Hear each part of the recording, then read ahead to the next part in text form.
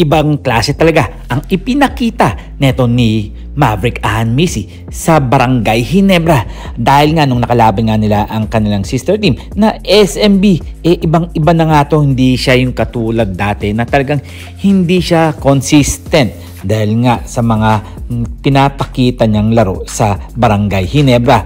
Pero noong nakalipas ng panahon, pinakita niya kung sino nga ba talaga si Ann Missy at syempre pinasaya niya ang mga fans ng Barangay Ginebra. Well, bawat laro nga niya sa semis talagang pinapakita niya kung gaano siya ka-consistent na bawat minuto na ibinibigay nga sa kanya ni Coach Tim Cone.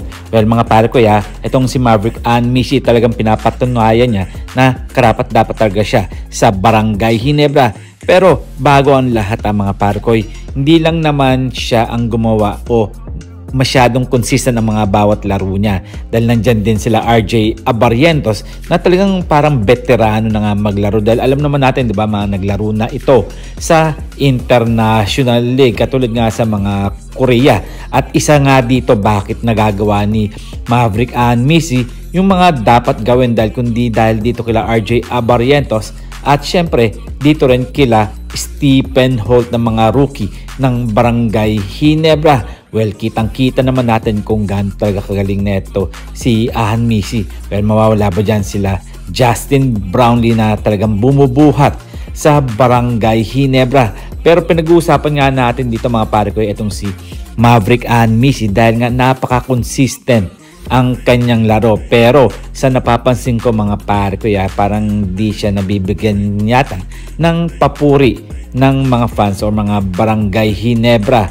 Pero kung ako ang tatanungin mga pare ko talagang pinapakita niya ang dapat gawin sa Barangay Ginebra at talagang siya ang bumubuhat or isa siya sa mga gumagawa sa Barangay Ginebra na sana, di ba, bigyan naman siya ng papuri ng Barangay Ginebra o ng mga fans dahil nga marami nga sa social media na naglalabas nga na dapat nga daw na isinama na lang to sa ibang team na i-trade. Pero hindi mga pare ko hindi dapat ganon.